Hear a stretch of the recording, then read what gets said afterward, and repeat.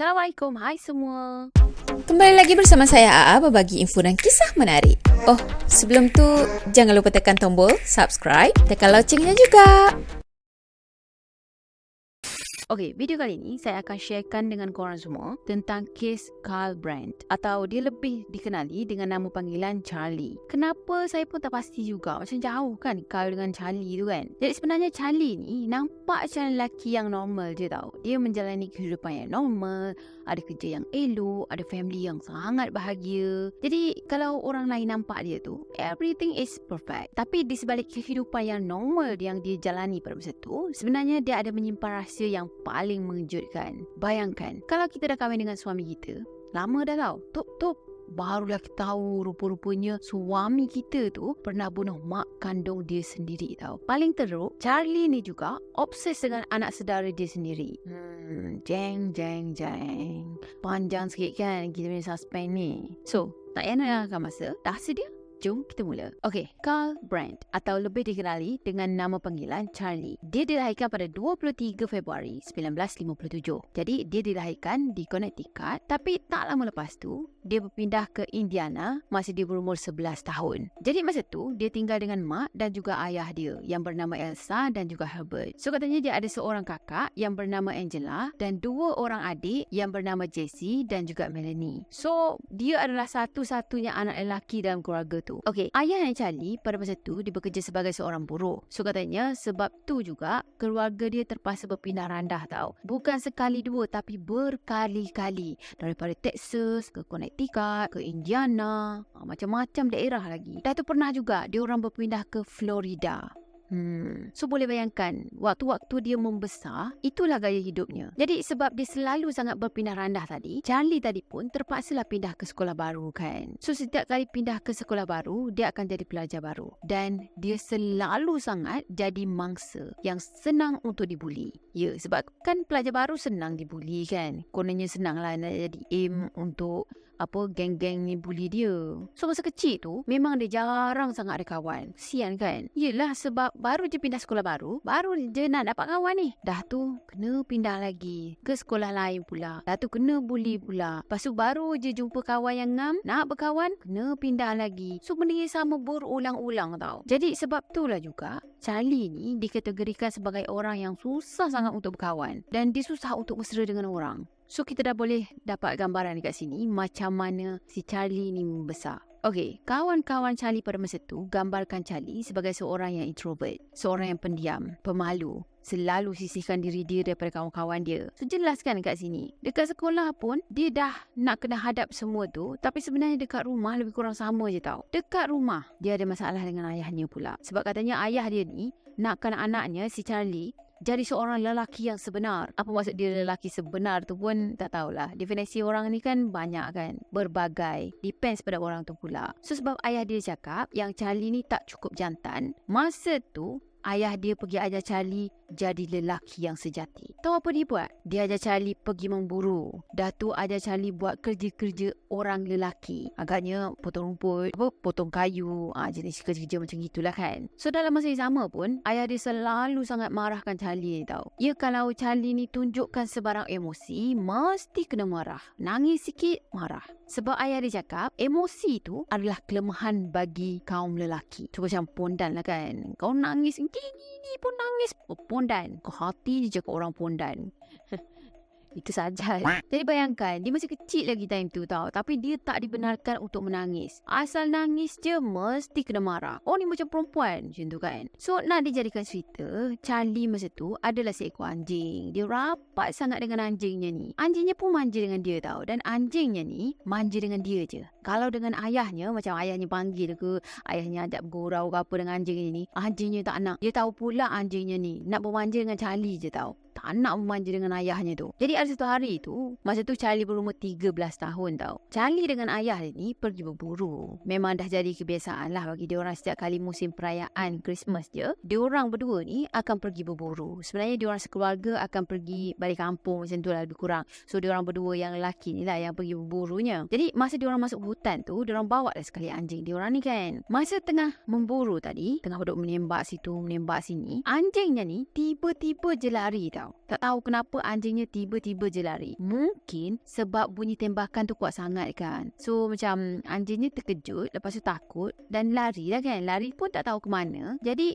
diorang berdua ni pun kalut lah, duk cari kat mana anjing tu, kat mana anjing lari, menyuruh kat mana kan. Panggil-panggil anjing tu suruh keluar, tapi tak keluar-keluar juga. Sampailah sesaat ayahnya ni macam perasan tau, mungkin anjing itu masuk ke arah semak ni tak. Sebab keadaan semak tu macam ada macam apa, gerak-gerak macam tu kan. So dia pun panggil lah anjing tu keluar-keluar, tapi anjing ni tak keluar juga. Jadi si ayahnya ni pergi lepaskan tembakan ke arah semak tu tau. Bukannya pergi lepaskan tembakan dekat apa, udara ke ataupun area lain ke, tak. Dia pergi lepaskan tembakan ke arah semak tu. Pula tu bukan satu das je, tapi beberapa das. Sampailah salah satu tembakan tu terkena pada anjing dia. Jadi katanya anjing dia mati dekat situ juga. Ya, bayangkan Charlie masih kecil lagi masa tu, tapi ayah dia dah bunuh anjing kesayangan dia depan mata dia sendiri. So boleh kata hal ni lah yang trigger si Charlie ni untuk jadi seseorang yang sangat-sangat kejam tau. Sampailah kes ni boleh jadi. Dah bila ditanya kenapa ayah dia lepaskan tembakan tu, ayah dia cakap dia lepaskan tembakan tu hanya untuk takutkan anjing dia, supaya anjing tu keluar daripada semak kan. Tapi Charlie pula dia cakap yang ayah dia sengaja tembak anjing dia sebab nak bagi amaran pada dia. Amaran pada Charlie ni lah. Kata ayah dia tak suka dia jadi lemah. Dah tu ada perasaan sayang dengan haiwan peliharaan. Ayah dia tak nak semua tu. So macam nak bagi amaran, dia pergi tembaknya anjing tu. Pelik jugalah kan ayah dia ni. Boleh pula dia fikir, no. Orang yang ada feeling ni orang perempuan je. Orang lelaki tak boleh nak ada feeling-feeling. Habis kau kahwin tu, bukan ke kau ada feeling dulu, baru kau bercinta dulu kan. Barulah apa, nak mendirikan rumah tangga dengan maknya si Charlie ni. Pelik jugalah ayah dia ni. Satu hal lagi, kalau betul lah nak takutkan anjing tu je, tak payahlah nak pergi tembak dekat arah anjing tu kan. Bunyi tembakan pun anjing tu dah takut dah. Jadi lepas balik daripada holiday tu, minggu pertama Charlie masuk sekolah, tepatnya lagi pada 3 Januari 1971. Hari tu hari Ahad tau. So dia tak ke sekolah lah. Masa tu Charlie ada duduk dekat meja makan. Dia tengah siapkan kerja rumah dia ke macam tu lah. Tapi sebenarnya dia tak buat kerja rumah sangat pun. Fikiran dia ni melayang jauh je. Dia macam apa, distract tau. Ada sesuatu yang tak kena. Keluarga dia yang lain pula ada dekat tingkat atas. Mak dengan ayah dia pun ada dekat tingkat atas, dekat bilik dia orang. Katanya ayah dia tengah cukur-cukur janggut masa tu dekat dalam bilik air, dan maknya pula tengah mandi. Dan mak dia pada masa tu sebenarnya tengah sarat mengandung tau. Mak dia dah mengandung berat dah dalam 8 bulan macam tu. Jadi akak dia, Angela, ada dekat bilik dia. Dan adik-adik dia orang pula yang berumur 2 tahun dan juga setahun masa tu, dia orang berdua ada dekat bilik dia orang tengah tidur. So, masa Charlie kat meja makan tu, katanya dia tengah siapkan kerja sekolah tadi kan. Cuma tak tahulah betul ke tak dia buat kerja sekolah,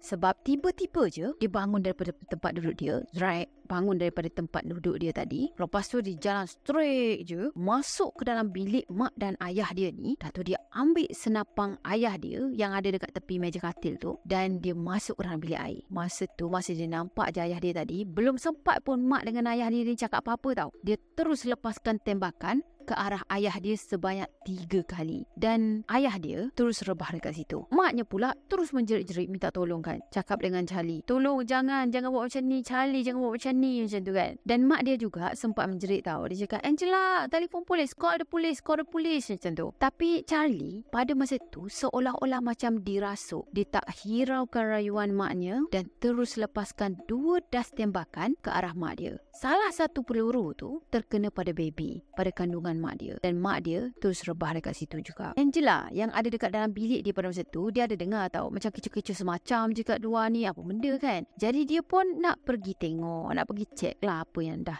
sedang berlaku sekarang ni. So masa dia pergi je ke muka pintu, belum sempat pun lagi dia buka pintu bilik dia tu, dia nampak Charlie, adik dia, ada tercegat dekat depan pintu bilik dia. Dan pada masa tu si Charlie ni tengah pegang senapan bilik ayah dia tau. Bila Charlie ni nampak je Angela, dia orang macam bertentangan lah masa tu kan, ada dekat depan pintu tu. Si Charlie terus angkat senapang tu dan tuju ke arah kepala Angela. Lepas tu dia tarik picu senapang tu. Angela cakap masa tu dia memang memang dah pasrah dah. Ialah bila si Charlie ni ajukan senapan pada dia, dia tahu masa tu kalau Charlie tarik je picu, habis. Dia dah sampai sini je hayat dia macam tu kan. So dia pun dah pasrah, dia tahu dia akan mati. Dan bila si Charlie tadi tarik picu, sekali tak ada apa pun yang bunyi. Pelurunya pun tak terkeluar. Rupa-rupanya dah habis peluru tau. Tapi Charlie, dia tak terus tersedar. Lepas dia tahu je habis peluru tadi, dia terus terkam ke arah Angela. Lepas tu dia pergi cekik leher Angela. So masa tu Angela merayu tau. Cuba pujuk adik dia. Tolong Charlie, jangan buat macam ni. Aku akan engkau. Aku sayangkan engkau. Aku sayangkan engkau. Dia cakap macam tu kan. Masa tu barulah si Charlie tersedar. Dalam masa yang sama dia kena cekik tau. Dan bila si Charlie tadi tersedar, dia cakap,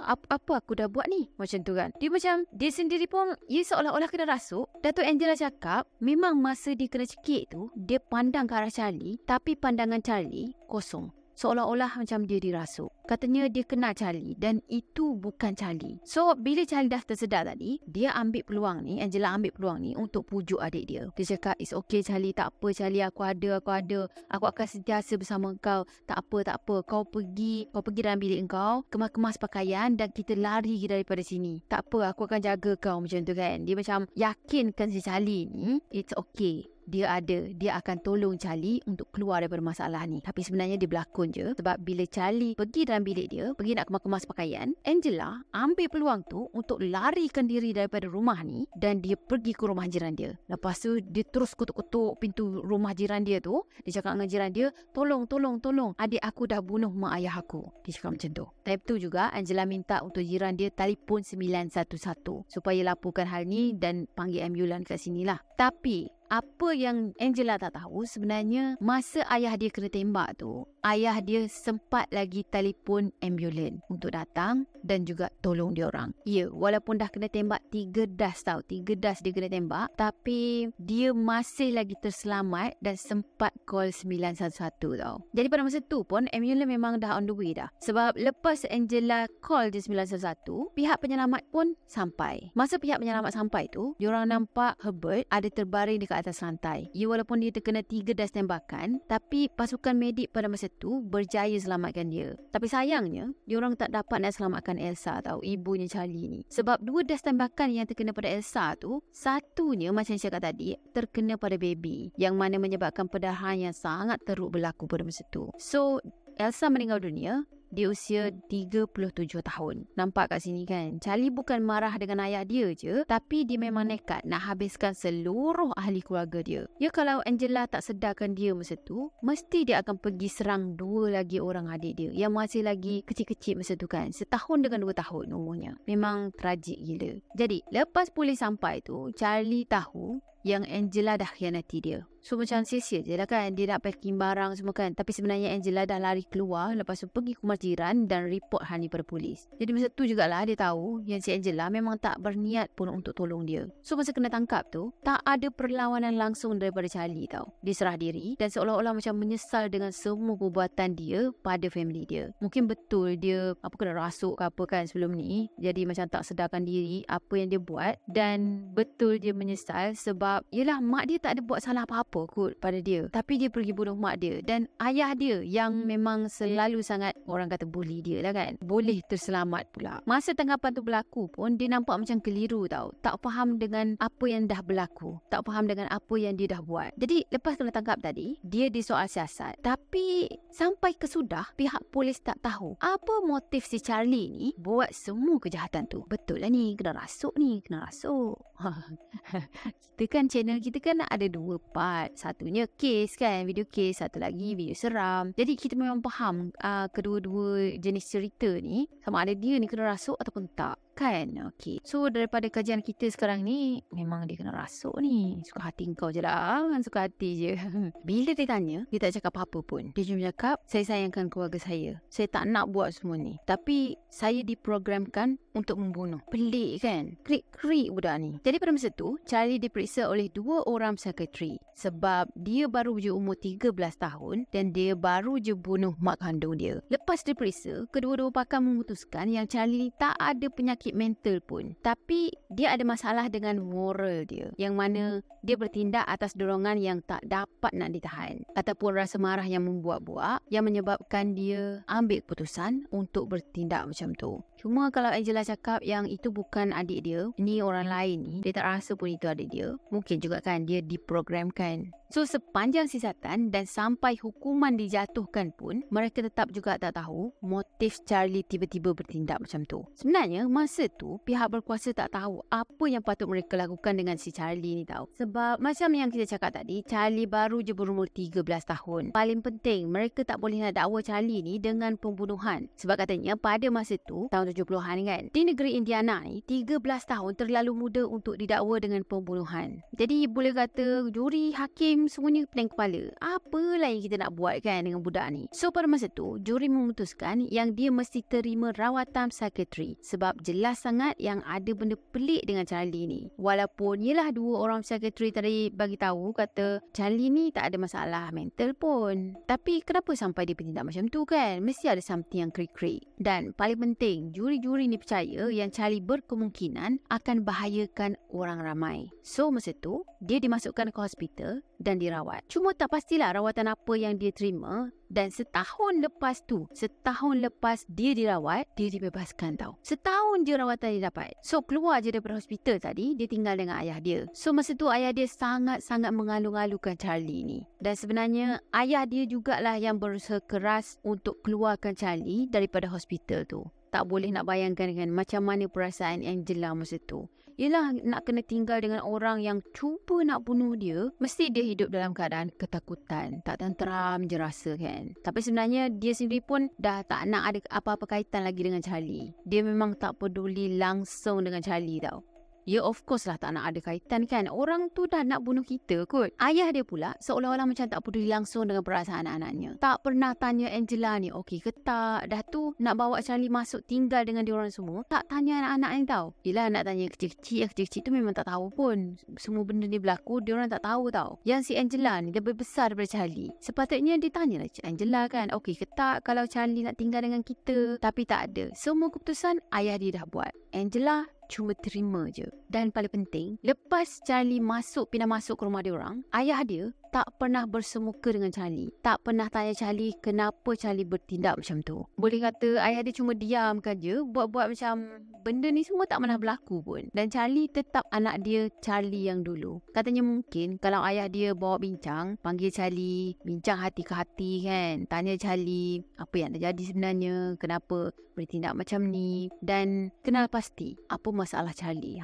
Kenal pasti eksperimen kat situ. Jadi kalau bawa bincang macam itu, mungkin juga Charlie akan bagi tahu apa yang dia rasa tak puas hati. Diorang bincang, diorang cuba untuk betulkan keadaan, dan mungkin semua kes kali ni tak akan berlaku. Jadi macam yang cakap tadi, adik-adik diorang yang masih kecil masa tu, yang 2 tahun dengan setahun tu kan, diorang berdua tu tak tahu apa-apa tau. Diorang tak tahu pun kata Charlie dah bunuh mak diorang. Yang diorang tahu, mak diorang meninggal sebab kemalangan. Sebab itulah yang ayah diorang bagi tahu. Sampai umur 30 tahun pun mereka masih lagi tak tahu dan fikir mak diorang meninggal sebab kemalangan. Sian kan? Dah lah kena tinggal dengan orang yang dah bunuh mak dia orang sendiri. Okey, dah keluar daripada hospital tadi, Charlie boleh kata hidup dengan sangat normal. Dia pergi ke sekolah dan dia juga ada beberapa orang kawan baru. Pelik sebenarnya tau, sebab sebelum dia bunuh mak dia nampak macam struggle sangat untuk sesuaikan diri dekat sekolah. Tapi sekarang ni, lepas dia dah keluar daripada tahanan, dah keluar daripada hospital tu kan, dia seolah-olah macam dapat satu motivasi yang baru untuk teruskan hidup ataupun untuk mulakan hidup baru gitu kan. So perwatakan dia pada masa tu mula berubah. Mungkin sebab itulah dia mula dapat kawan baru. Dan tak lama lepas tu, dia berjaya tamatkan sekolah menengah dia.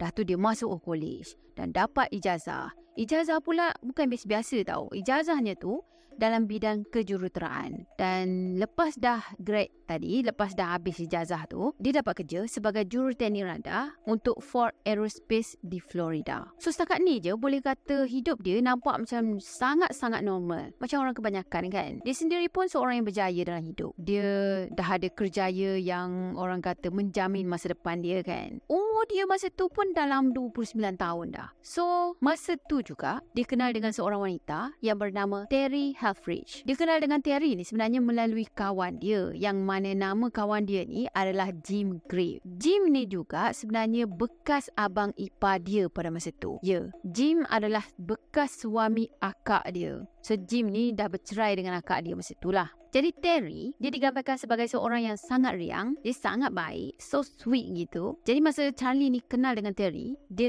terus tergila-gilakan Terry. Dan tak lama lepas tu, mereka berkahwin. Jadi masa dia orang berkahwin ni, akak dia, si Angela ni, dia tak datang pun dekat perkahwinan adik dia tau. Sebab macam saya cakap tadi, dia memang tak nak ada kaitan langsung dengan adik dia. Katanya perkahwinan Charlie dan juga Terry ni ada turun naik juga. Biasalah kan, kadang okey, kadang gaduh. Tapi orang sekeliling nampak hubungan dia orang berdua ni sempurna. Pasangan yang dicemburui macam tu. Nampaklah macam sangat-sangat bahagia, ada segala-galanya, ada cinta, ada kemewahan, lengkap kan. Sebab masa mereka pindah masuk ke sebuah rumah yang ada di Florida, pula tu rumahnya tu tepi pantai tau. Memang cun sangat. Cuma itu adalah apa yang orang nampak. Macam kita tahulah, Charlie ni ada rahsia hitam yang dia sorokkan kan. Dan kawan baik dia, si Jim tadi, bekas suami Angela, dia tahu tau yang kata Charlie ni pernah bunuh mak kandung dia sendiri dan cuba untuk bunuh keluarga dia. Sebab masa si Jim ni kahwin dengan Angela pernah lah ceritakan apa yang dah berlaku dalam family dia. Dan dia ceritalah kata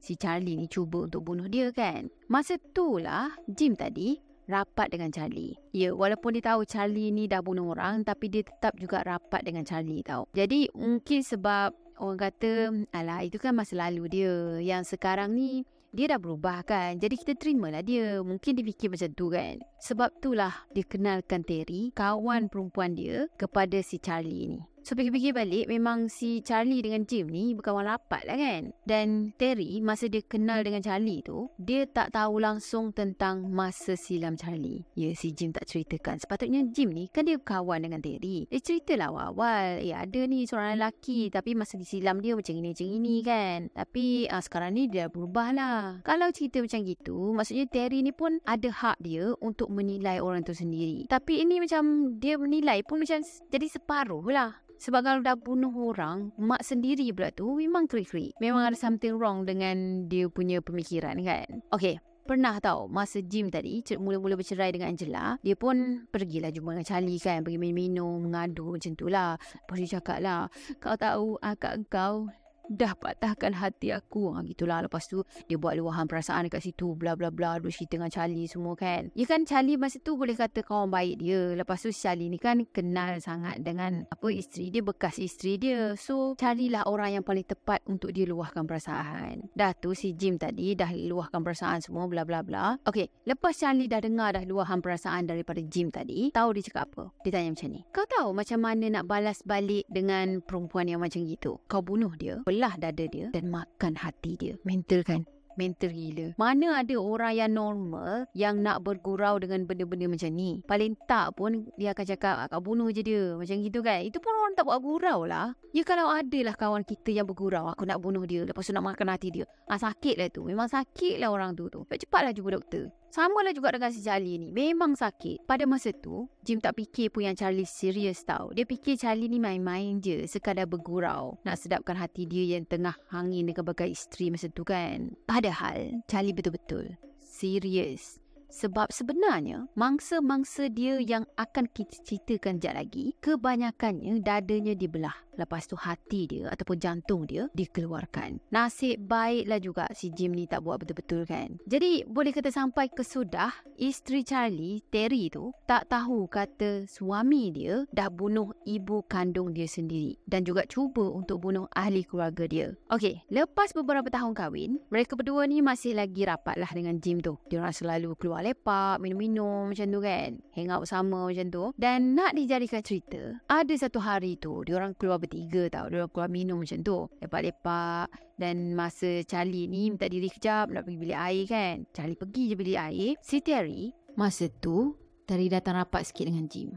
Lepas tu dia cakap dengan Jim macam ni, Jim, aku rasa suami aku ni dia pernah bunuh seseorang lah. Dah tu Jim pun tanyalah kan, apa maksud kau ni? Kau cakap apa ni kan? Dah tu, air muka Terry nampak macam berubah tau. Air muka dia nampak macam orang yang dalam keadaan ketakutan. Dan dia cerita, kata sebenarnya tak jauh daripada rumah kita orang tu, ada seorang wanita kena bunuh. Dan mangsa wanita ni dipenggal kepala dia, dah tu hatinya pula dipotong, dikeluarkan macam tu. Dan sebenarnya pada malam pembunuhan tu, Charlie tak dapat dijumpai tau. Dia tak dapat dikesan, dekat rumah pun tak ada. Dan dia tak balik sepanjang malam tu. Tak tahu pergi mana. Jadi Terry pun macam pelik lah juga kan. Dan bila dia dengar je Charlie tadi dah balik, dia pun pergi jumpa Charlie. Tanyalah, nak tanya Charlie pergi mana kan. Masa Charlie masuk je dalam rumah tu, dia tengok badan Charlie penuh dengan lumuran darah. Dah tu Terry macam terkejut lah. Lepas tu dia tanyalah, kenapa dengan engkau ni? Darah siapa ni? Macam tu kan dia tanya. Charlie jawab apa?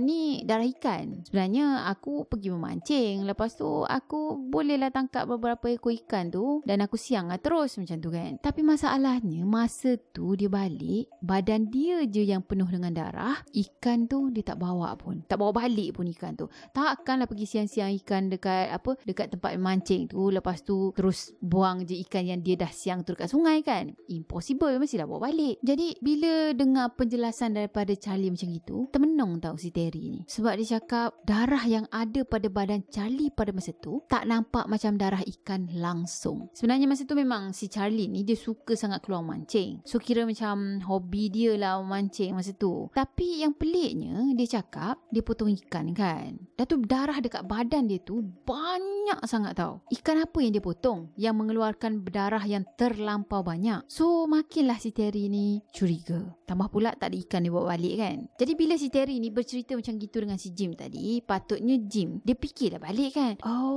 Terry sebenarnya pernah buat kejahatan dulu. Dia pernah bunuh mak kandung dia macam tu kan. Tapi tak tahu. Dia tak ada pun nak bagi warning ke, nak bagi hint ke dekat Terry ni. Dia sebaliknya, dia yakinkan si Terry ni, alah tak ada apalah, jangan risau lah, tak ada apa pun, salah faham je kot katanya. So masa tu Terry yakin sangat yang suami dia dah lakukan pembunuhan tu. Dah tu dia pun nak buat report polis lah kan. Dan dia cakap dengan Jim yang kata dia nak buat report polis. Tapi si Jim pula yang yakinkan Terry ni supaya jangan lapor polis. Tak tahulah macam mana dia pujuk sampaikan Terry ni tak jadi nak laporkan hal ni pada pihak polis. So sampai ke sudahlah dia tak tahu betul ke suami dia pelakunya ke tak macam tu kan. Jadi perkahwinan dia orang tetap sama macam biasa, bahagia je, nampak normal je sampailah 15 tahun kemudian. Okey, pada 2 September 2004, masa tu ribut taufan Ivan yang sangat besar melanda Florida kan. So sebab bencana ni, mereka semua yang tinggal dekat Florida sana yang terlibat kena pindah keluar daripada Florida. Jadi Michelle pada masa tu tinggal di Orlando tau. Dan bila dia dengar je kawasan mak saudara dia terjejas, dia betul-betul bimbangkan Terry dan juga Charlie. So masa tu Michelle pun telefonlah mak saudara dia, Terry kan. Telefon Terry, tanya okey ke tak. Lepas tu dia pun ajaklah family makciknya ni untuk tinggal dengan dia dekat Orlando sekejap. Buat sementara waktu, dia minta makcik dia datanglah menetap dengan dia dulu. Bila dah keadaan okey, dah selamat semua, bolehlah makcik dia pindah balik ke Florida kan. So masa tu sebenarnya tak ada siapa pun yang tahu kata si Charlie ni obses dengan Michelle tau. Jadi Terry dengan Charlie ni pergi tinggal dengan Michelle dekat Orlando sana. Mula-mula tu semuanya okey tau. Mereka masak sama-sama, makan sama-sama. Banyaklah diorang habiskan masa sama-sama. Lepak pun sama-sama kan. Dan pada 13 September 2004, lebih kurang dalam 2 minggu lepas ribut tu melanda, masa tu semua penduduk dah boleh balik dah. Dah boleh pindah balik ke rumah masing-masing dah. Dan masa tu jugalah Terry dah nak balik ke rumah dah. Dia bincang dengan Charlie, jomlah kita balik ke rumah kan. Yelah, orang lain pun semuanya dah dibenarkan balik. Jadi bila dah bincang-bincang tadi, Charlie dia macam ada plan lain tau. Dia cakap, tak apalah kalau macam tu kita balik esok je. Kita tinggal lagi semalaman dekat sini. Macam tu tau. Cuma dia tak cakap kenapa dia nak tinggal lagi semalam dekat situ. Of course lah dia tak bagi tahu Michelle dan juga Terry sebab dia dah rancang sesuatu yang sangat teruk masa tu. Jadi pada sebelah petang 13 September, semua orang ada dekat rumah. santai-santai kat rumah. Terry ada dekat ruang tamu, tengah lepak-lepak dekat sofa, tonton TV macam tu. Dan Michelle pula ada dekat dalam bilik dia. Sebenarnya kita tak tahu apa yang benar-benar berlaku. Tapi daripada siasatan, masa ni lah Charlie dia pergi ke arah dapur dan ambil pisau dapur. Dia pergi ke ruang tamu dan dia serang Terry kat sana. Masa tu Charlie terkam ke atas tubuh Terry. Belum sempat pun Terry ni hadam tahu apa yang sedang berlaku sekarang ni. Si Charlie terus-terusan serang Terry. Tikam Terry tak henti-henti. Dan daripada serangan tu, Terry ditikam sebanyak 7 kali. Dan dia meninggal di tempat kejadian. Tapi Charlie tak stop dekat situ tau. Itu hanyalah baru permulaan dia. Sebab aim dia yang sebenar bukannya Terry tapi Michelle. Wanita yang dia dah lama sangat obses. Dah tu, lepas dah bunuh Terry tadi, dia berjalan terus pergi ke bilik tidur utama. Bilik Michelle masa tu. Dan sama juga, kita tak tahu apa yang betul-betul berlaku. Sama ada dia terus serang Michelle atau dia orang macam ada bercakap dulu atau dia buat serangan seksual dulu ke, kita tak pasti. Ya, pihak polis tak dapat nak pastikan semua tu. Cuma apa yang pasti, lepas masuk bilik Michelle, Charlie ambil pisau dan tikam Michelle di bahagian dada. Disebabkan tikaman tu juga, Michelle meninggal dunia. Lepas dah bunuh Michelle, Charlie mulakan obsesi hitam dia dengan anatomi manusia. Fokus dia sama juga, hati. Masa tu dia tanggalkan pakaian Michelle, dia potong-potong bahagian tubuh Michelle. Katanya dia belah dada Michelle tu dengan menggunakan 2 pisau dapur. Lepas tu dia potong kepala Michelle, potong payudara, keluarkan satu-satu organ badan Michelle dan mesti masa tu dia rasa macam keinginan selama ni yang dia pendam-pendam akhirnya terlaksana juga kan. So lepas dah bunuh isteri dan juga anak saudara dia, Charlie sempat lagi pergi bersihkan diri dia dulu tau. Dia pergi mandi, lepas tu dia pergi ke arah garaj. Dan dekat situlah dia ikat tali dan gantung diri dia sendiri. Esoknya tu, pada 14 September 2004, keluarga dan juga kawan-kawan Michelle ni mula risaukan dia. Ya, sebab sebelum-sebelum ni, Michelle ni selalu sangat hantar khabar tau. At least macam tanya, hey buat apa macam tu kan. Dia jenis orang yang akan berhubung dengan family dia setiap hari. So, bila dah tak ada khabar, semua orang risau lah kan. Dah tu, Michelle tak datang kerja. Janji nak keluar dengan kawan pula tu, tapi tak ditunaikan. So, perbuatan ni semua memang tak macam Michelle. Jadi masa tu, salah seorang kawan Michelle pergi ke rumah dia untuk tanya khabar. Dan bila kawan dia sampai tadi, katanya kawan dia ni pergi intai ke dalam garaj tau. So masa tu lah dia nampak mayat Charlie ada tergantung dekat dalam garaj. Jadi kawan yang tadi terus call pihak polis, laporkan hal ni. Nasib baik juga kan, kawan dia ni tak masuk ke dalam rumah. Kalau tak, ya kan dalam rumah tu penuh dengan darah.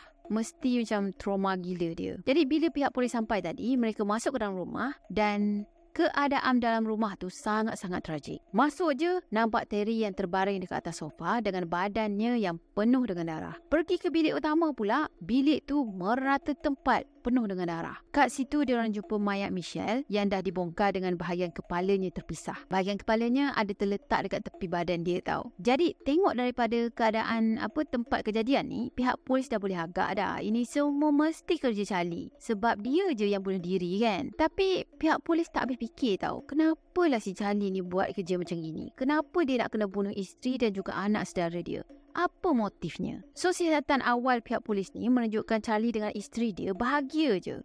Lagilah pening pegawai penyiasat masa tu kan. Habis kalau kau bahagia je, kenapa kau nak bunuh isteri kau kan? Masa tu, pihak polis pergi rumah dia orang yang masih dilanda dengan ribut taufan tu kan. Masa dekat dalam rumah dia orang ni, pihak polis mula tahu rahsia besar Charlie. Ya, dia orang tahu yang Charlie ni obses dengan anatomi manusia. Dah tu dia orang jumpa poster, buku-buku pembedahan, potongan surat khabar, koleksi, ada juga koleksi ni tau. Koleksi katalog Victoria's Secret. Tak tahulah ni nak buat apa dengan Victoria's Secret ni punya katalog. Nak tahu kot hari ni pakai Victoria yang mana? Macam tu tak? So, diorang juga dapat tahu yang Charlie ni sangat obses dengan anak saudara dia. Jadi, masa dalam siasatan tu juga, Angela, akak Charlie tadi kan? Ya, Angela datang jumpa pihak polis. Lepas tu, dia buka cerita. Benda yang dah jadi 30 tahun yang lalu. This is an update around town with the Sound County Sheriff's Office. The person being interviewed is Angela, and the last name is Brent. That's right. It was January 3rd, 1971. Charlie was 13? Yes. And Angela, you were how old? 15. Tell me again what took place and what was going on. 9:10 p.m. Okay. We had just gotten the color TV. Right. So we were all sitting around watching the FBI, Atkins and Wood Jr. and all that. Okay.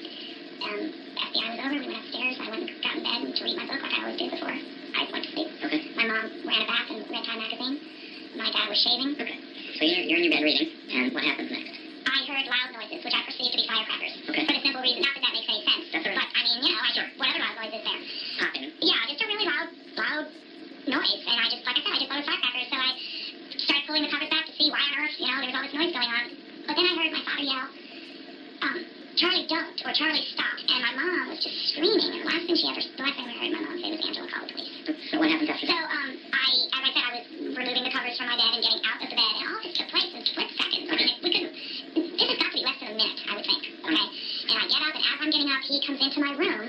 Charlie, brandishing the gun, a gun. I didn't even realize what it really was. I mean, until he aimed it at me, and he pulled the trigger. Okay. So you hear it click. I was going to say, and I could hear it click. Okay. And, I guess when he realized the gun didn't have any more bullets, that must be what he threw it on the floor. And as I said, I was lucid enough to kick it under the bed. I didn't know if it had any bullets in it or not. I don't even know what was going on. Right. And then a physical altercation ensued. I think he struck me. I had blood and just bruises, and I fought back. This is the only physical altercation I've ever been in my entire life. Okay. And I guess I won because I'm here to tell about it. I don't know. Right. And I just still, my brain, I remember I was only 15, my brain was trying to assimilate what was going on, and I was trying to get away from him at the same time. He was very strong. Next thing I know that I can remember is I was laying flat on my back, my dad was right here. On the bed? No, on the floor. Okay. Probably knocked me to the floor, I don't know. Okay. And he was sitting on me, and he was strangling me. Okay. Okay. Lepas tu dia cakap sebenarnya Charlie dah bunuh mak dia dan cuba untuk bunuh dia dan juga ayah dia. Masa tu jugalah baru adik-beradik dia yang 2 orang lagi tahu yang kata sebenarnya abang diorang yang bunuh mak diorang. Bukannya mati disebabkan kemalangan. So setakat ni je, pihak polis dah tahu dah tentang masa lalu si Charlie kan. Pihak polis juga tahu yang Charlie ni obses dengan anatomi manusia. So masa ni, pihak polis mula syak mungkin Charlie ni adalah pembunuh bersiri. Sebab ialah tak mungkin dia bunuh mak dia masa umur dia 13 tahun dan sekarang ni dah 30 lebih umurnya baru dia buat semua pembunuhan ni kan. Masa tu pihak polis fikir tak mungkin. Kemungkinan dia pernah buat pembunuhan sebelum ni. Satu hal lagi, daripada pembunuhan yang dia buat tu seolah-olah macam dia dah terbiasa sangat buat kerja-kerja ni semua. Jadi pada masa tu, para penyiasat mulai terfikir, mungkin si Charlie ni ada mangsa-mangsa lain sebelum ni. So masa tu, pihak polis mulalah buka balik kes-kes yang tak dapat nak diselesaikan. Kes-kes yang masih kekal misteri kan, belum dapat jawapannya lagi. Jadi Charlie ni sebenarnya dia seorang yang terurus tau. Dia suka buat kerja secara teratur. Sebab itulah kejahatan-kejahatan dia sebelum-sebelum ni tersimpan rapi je kan. Rasanya kalau dia tak buat keputusan untuk bunuh diri, sampai bila pun orang tak tahu. Tapi yelah dia bunuh pun isteri dengan anak saudara dia. Mungkin orang akan tahulah sebab orang terdekat kan. Mungkin sebab tu dia fikir aku dah tak boleh lari dah ni. Sebab tu dia bunuh diri. So ceritanya si Charlie ni dia suka simpan rekod setiap perjalanan kerja yang dia buat. Bagus lah tu. Jadi pada masa tu pihak polis jumpa ada rekod perjalanan dekat kereta Charlie yang mana pada hari Darlene tadi dibunuh, dia bergerak daripada rumah dia ke tempat Darlene tu dibunuh. So boleh kata bukti yang agak kukuh jugalah kan. Satu hal lagi, dekat selimut yang bungkus mayat Darlene tu, pihak forensik ada jumpa bulu anjing tau. Dan bila dicek, dekat truk milik Charlie pun, mereka jumpa ada bulu anjing juga. Bila diorang matchkan bulu anjing, kedua-dua bulu anjing ni, bawa balik ke makmal, cek DNA, 100% match. Maksudnya itu adalah anjing yang sama. So dah terbukti lah dekat sini yang Charlie adalah pembunuh Darlene. Cuma sebab si Charlie ni kan dah meninggal, dia meninggal bunuh diri, tergantung dalam garaj dia tu. Jadi kes-kes tu semua ditutup macam tu je lah. Tak lama lepas tu, ibu dan juga ayah Michelle ni kemukakan petition untuk buka rang undang-undang baru tau. Rang undang-undang tu diberi nama Michelle Lynn. Jadi undang-undang ni sebenarnya bertujuan untuk dedahkan rekod juana seseorang yang dah melakukan jenayah yang serius. Tujuannya supaya orang-orang terdekat ni boleh tahu kata orang ni pernah ada jenayah yang serius. Jadi tak adalah seseorang macam si Charlie ni dapat sorotkan rekod kejahatan dia daripada orang terdekat kan. Katanya rang undang-undang ni pun dah diluluskan dan juga diguna pakai dekat Florida sana. The end. Okay, saya rasa kisah kita kali ni boleh kata sangat-sangat panjang kan. Tapi itulah banyak yang kita belajar. Pertama, kalau kita dah nampak lah anak tu ada masalah, bermasalah ataupun kemungkinan ada ialah kecelaruan jiwa dia ke apa, bawa-bawa lah bincang. Selalu tanya anak tu okey ke tak, lepas tu selalu nasihatkan dia, ataupun paling tak jadilah kawan dia kan. Yang kedua, kalau kita tahu kawan kita dia pernah ada sejarah macam ni, walaupun dia dah berubah sekarang ni, rasanya tak payahlah takut nak kenalkan dengan siapa-siapa orang yang baik pula tu. Ya Allah, kesiannya kan. You walaupun dia dah berubah, sebenarnya kita memanglah kita patut terima orang yang berubah. Tapi bagi saya, bila kita dah kenalkan dengan orang yang macam tu, sedikit sebanyak kita akan jadi penyebabnya tau. Ya, kalau kita tak kenalkan pun, kalau dah jodoh dia akan kenal dengan sendiri kan. Sebab kalau saya sendiri pun ada je kawan-kawan yang minta carikan jodoh. Carikan jodoh untuk aku, aku nak kahwin macam tu kan. Tapi bila fikir, okay, kau nak jodoh kan, okay, aku try kenalkan dengan kawan aku. Lepas tu fikir yang ni macam ni, yang ni macam ni. Tak apalah, kau cari sendiri lah. Daripada lepas ni kan kita pula yang pening kan. Saya harap korang dapat sedikit sebanyak pengajaran daripada kisah kali ni. Dan ya, macam biasa, kalau korang suka video ni, jangan lupa untuk tekan tombol like, comment, share dan juga subscribe. Kita tengah nak naikkan channel kita 100,000 K, insyaAllah 100,000 K, 100,000 viewer, 100,000 subscriber, 100,000 K dah berapa? InsyaAllah kita orang akan cuba untuk follow jadual. Sebab kita orang macam aim untuk naikkan subscriber, naikkan viewer insyaAllah. Dan terima kasih juga untuk korang. Saya ada perasan yang korang ada sharekan video-video ni kan. Terima kasih sebab share. Dan kita sama-sama naikkan channel ni. Okeylah, saya rasa sampai di sini dulu. Macam biasa, kalau korang suka video ni, jangan lupa tekan like, comment, share dan juga subscribe. Jumpa lagi next video. Bye-bye. Assalamualaikum warahmatullahi wabarakatuh. Bye.